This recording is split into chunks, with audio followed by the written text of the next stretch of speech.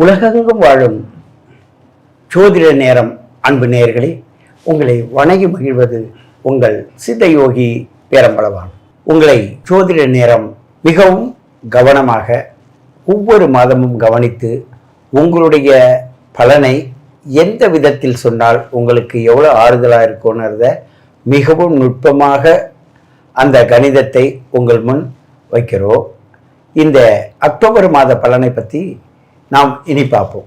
இப்போ ரிஷபராசி நேயர்களுக்கு அக்டோபர் மாதத்தில் எப்படி இருக்கும் ஆனால் இப்போ பார்க்கும்போது ரிஷபராசி நேயர்கள் மிக அற்புதமாக இந்த நாளை சிறப்பாக கொண்டாடுவார்கள். வாங்கிய காசு செலவு பண்ணியே தீரணும். செலவு பண்ணினீங்கன்னா நோய் இருக்காது. பிள்ளைங்க அட்டகாசம் பண்ணோம். நல்ல பண்டிகை நேரம், உங்களுக்கு பக்குவம் அடைந்த நேரம். இப்போ பார்க்கலாம், வாழ்ந்து பார்த்துடலாம், அப்படிப்பட்ட எண்ணங்களில் தான் இருப்பீங்க. ஏன்னு கேட்டால் 8ஆம் அதிபதி 2ல் வந்திருக்கு. கடை வாங்கி தான் கொண்டாந்து போடணும். அடுத்தது லாபாதிபதி 2ல் வந்திருக்கு.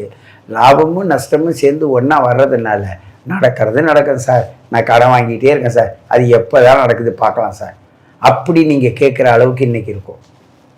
அதே அந்த ராசிக்கு 7க்கு 12க்கு உடையவன் 6ல் இருக்கிறதுனால கடன் வாங்கணும், கடன் வாங்க தான் வைக்கும். அக்டோபர் மாதத்தில் சூரியன் வேறு அங்கே வந்துடுறான், சுகம் வேற கெடும். உங்களுக்கு நோய் நொடின்னு படுத்துக்கிட்டு அதுக்கு செலவு பண்ணுறதை விட நீங்கள் பொதுவாகவே கேளிக்கை கொண்டாட்டங்கள் விசேஷங்கள் அதில் உங்களோட மைண்டை செலவு பண்ணுங்கள், சரியாக வரும். நம்ம என்ன எதுவும் கொண்டு வந்தோம், எல்லாமே இயற்கையில் கிடைக்குதுங்க. உங்களுடைய முயற்சி மட்டும்தான் தேவை. உங்களுடைய 6வது அறிவோடைய முயற்சி நீங்கள் பயன்படுத்தி யாரை எப்படி பக்குவமாக நம்ம பயன்படுத்தி இந்த நேரத்தை நம்ம கையாளணும்னு நினச்சிங்கன்னா இந்த உலகம், இந்த பிரபஞ்சம் உங்களுக்கு கொடுத்து கொண்டே இருக்கும். நீங்கள் வாங்கி செலவு செய்து கொண்டே இருக்கலாம். அப்படிப்பட்ட நேரம் இருக்குது. 2 இதில் யார் இருக்கா? கோடியாக தரக்கூடிய குரு பகவான் இருக்கார். அங்கே பார்த்தீங்கன்னா சூரியன் இருக்கார் 5ல். அவர் 4 கூட 5க்கு போகும்போது உங்களுக்கு இதர செலவுகள், குழந்தைகளால் செலவு, பண்டிகையால் செலவு, குலதெய்வத்தால் செலவு, மற்றபடி வீட்டில் சுபகாரியங்கள் நடக்குங்க, சுப செலவுகள் நடக்கும். அந்த சுப செலவுகளும் உங்களோட சேர்ந்து வருவதனால் உங்களுடைய வாழ்க்கையில் ஒரு குதூகலம் இப்பொழுது ஏற்படும். கஷ்டம் என்பது இருந்து கொண்டே இருந்தது ஒரு நேரம். அதே கஷ்டம் இப்போ இஷ்டப்பட்டாச்சு, வர்றது பார்த்துக்கலாம். ஆனால் வரதை பார்த்துக்கிறலான்னு சொல்லிட்டு சமாளிப்பதற்கு நீங்கள் ஒரு கணக்கு இல்லாமல் எதுவும் செலவு பண்ணிடாதீங்க. அந்த கணக்கு எப்படி போடுறது? நீங்கள் பிறந்த நேரத்துக்கு உள்ள உங்களுடைய date of birth, time of birth, place of பர்த்தில் உள்ள கருத்துக்களை கேட்டு அத்தோடு இந்த கோச்சார ரீதியாக உள்ள பலனையும் பார்த்து நீங்கள் குடிச்சு முடிவு கோயிலுக்கு போக ரெடி தான்.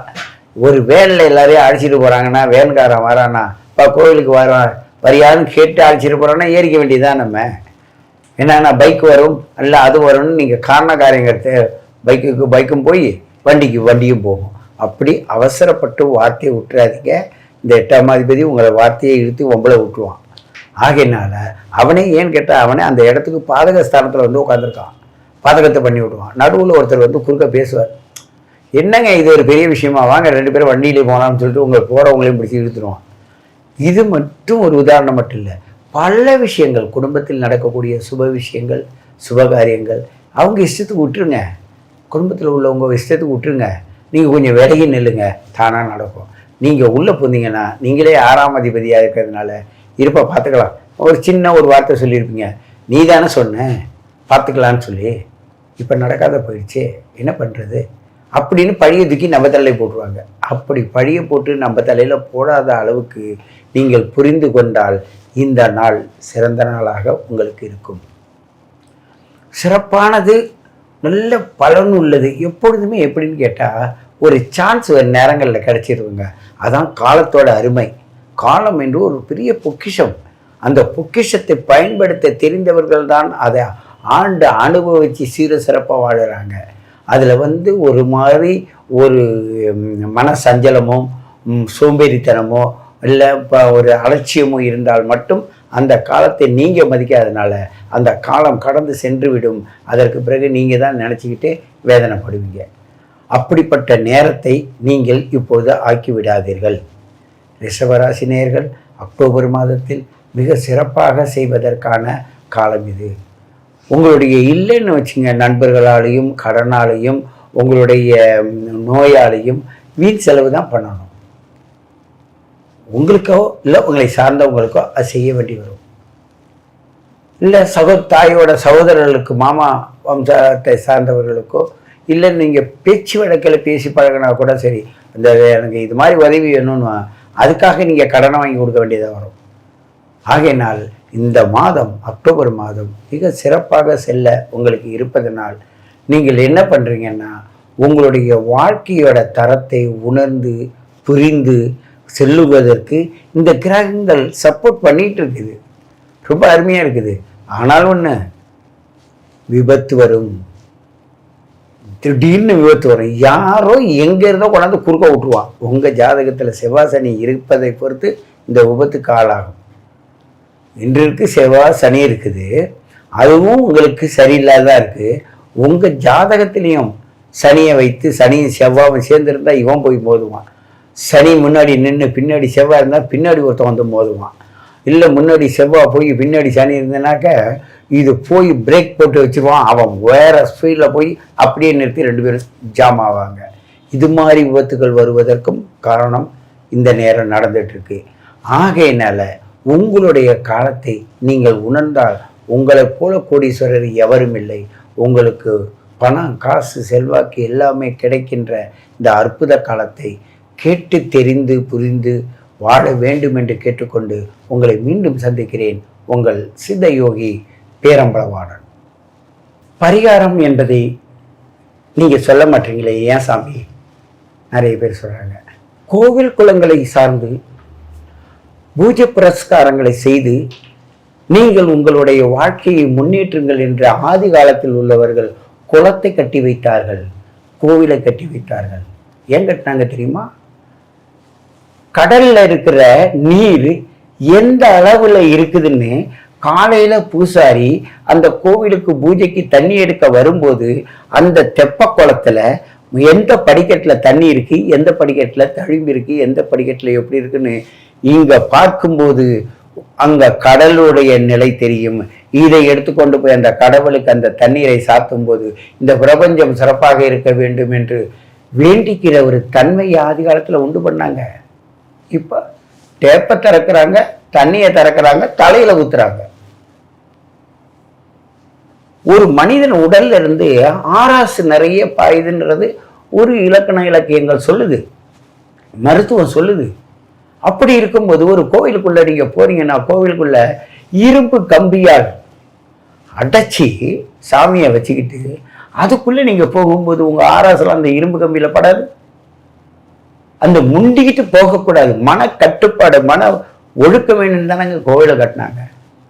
அதுக்கு கம்பியை கட்டி ஒரு ஹார்ட் அட்டாக்காரங்க உள்ள போயிட்டாங்கன்னா மூச்சு திணறது எப்படி தெரியுமா இருக்கும்? நல்ல தெய்வ சக்தி வாய்ந்த வாழ்ந்தா ஆராஸ்குள்ள போனான்னா அவனுடைய அந்த பிரம்மம், அவனுடைய உடல் அங்க நிக்க முடியாதுங்க.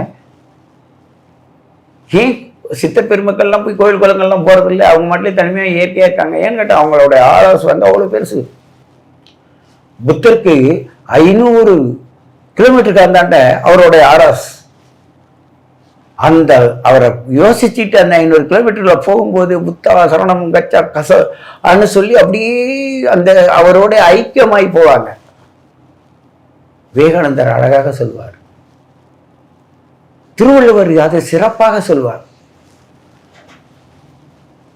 திருமூலர், மாணிக்க வாசகர் போன்ற பெருமக்கள் தன்னுடைய அனுபவத்தை இறைவனோடு போராடி இறைவனுக்கிட்டே சொல்லி இறைவன் மூலமாகவே அதை எழுத வைத்தவர்களா இருக்காங்க. அந்த இறைவனை காண்பது எப்படி என்பதே ஒரு மாபெரும் தத்துவம். அது மட்டுமா, உங்களுடைய இயற்கையை நீங்க உணரும்போது அந்த 24 மணி நேரத்தில் பயணிக்கும் போது உங்க 72,000 நாடி நரம்புகளும் உங்களை சுவாசத்தின் மூலமாக இந்த நமசிவாயம் என்ற பஞ்சாசர மந்திரத்தை 21,600 சுவாசத்தை அந்த நமசிவாயம் என்ற பஞ்சாசர மந்திரத்தில் ஒன்று ஒன்றாக பிரிக்கிறது. 600 600 600 100 100 100 3 18 2 20 21 ஒரு 600 சுவாசமானது மூலாதார சக்கரத்துக்கு போகுது. இதை யார் கண்டுபிடிக்கிறா? யார் சொல்றா? இந்த யோகத்தை கண்டுபிடித்தவர்கள், யோகத்தின் மூலமாக பயணிப்பவர்கள் இதை உணர்கிறார்கள், உணர்த்துகிறார்கள். 21,600 சுவாசத்தை நீங்கள் கண்ட்ரோல் பண்ணுங்க. உங்களுடைய உடலில் நோய் என்பது எப்படி வரும்? ஏன் வரும்? உங்களுடைய பழக்க வழக்கங்கள் நெறிமுறைகளுக்குள் தான் இருக்கிறது. அப்போ இந்த நவ கிரகங்கள் என்ன செய்யுதுன்னா, உன்னுடைய பழக்க வழக்கம் 7 கிரகங்கள் சேர்ந்த ஒரு மனிதன் அந்த ராகு கேது என்ற நிழல் கிரகத்தில் மாயையில் சிக்காமல் வாழ்வானேயானால் அவனுடைய உடலானது காயகல்பமாக மாறிவிடும். அவனுக்கு மரணம் என்பது கிடையாது. எவருக்குமே மரணம் என்பது கிடையாது. அவரவர்கள் செய்கிற அந்த தான தர்மத்தின் மூலமாக மரணத்தை வென்று போவதற்கான யுக்திகளை கையாண்டு வாழ முடியும். அதே நேரத்தில் அவர்கள் செய்த தவறுகளுக்கு ஏற்றாற்போல் அவர்கள் மரணித்து விடுகிறார்கள். 5 பூதங்களை ஒழுங்குமுறையாக பயன்படுத்தாதனால், தச வாய்வுகளை ஒழுங்காக பயன்படுத்தாதனால் ஏற்படுகிறது நோய். ஆசை, என் குழந்தை, என் பேரன், என் பரம்பரை, இப்படி நீ சொத்து சேர்ப்பதனால் உன்னுடைய சொத்துக்கள் நீ நினைச்சது போல ஆளுகிறார்களா வரும் வாரிசுகள்? இல்லையே, உட்கார்ந்து அதை அழிக்க தானே வராங்க. அதுதானே நாங்கள் திரிகோணஸ்தானம்னு சொல்கிறோம். 3, 6, 11 இருந்தால் இவன் ஓடி உடைத்து காசு சம்பாதிச்சு வாழ்க்கையில் முன்னுக்கு வருவான். ஒருத்தர்கிட்ட அடிமையாக இருந்து வேலை செய்வான். 1, 5, 9 இருக்கிறார்கள் என்றால் இவங்க பாட்டை முட்டு சொத்தை வச்சு ஆளப்போகிறான். அந்த பாட்டை சொத்தை ஆளும்போது நோயோடு ஆளுகிறானா சுகமாக வாழ்கிறானான்னு பார்க்க தான் எங்கள்கிட்ட ஜாதகம் பார்க்க வரீங்க. 2, 7, 11 பார்த்தீங்கன்னா பார்ட்னர்ஷிப் 2 வாய் வார்த்தையால் பொருளாதாரத்தை போட்டு பார்ட்னர்கிட்ட போட்டு அதன் மூலமாக லாபத்தை ஈட்டுவது.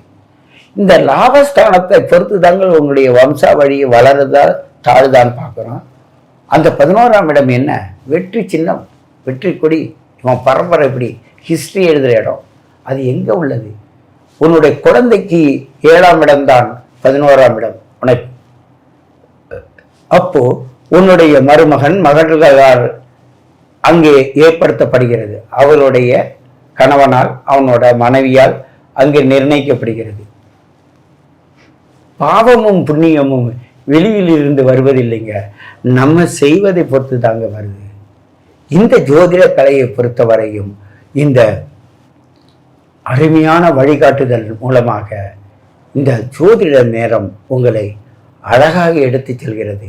இதில் ஏற்றுக்கொள்வதும் ஏற்றுக்கொள்வாததும் உங்களை சார்ந்தது. அதை அத்தனையும் கமாண்ட்ல போடுங்க, சொல்றது சரியா தவறாக. காரணம் என்னன்னா, உங்களோட நாங்கள் பகிர்ந்து கொண்டால்தான் எங்கள் கருத்துக்கள் உங்களுக்கு பயன்படுதா இல்லையான்னு தெரியும்.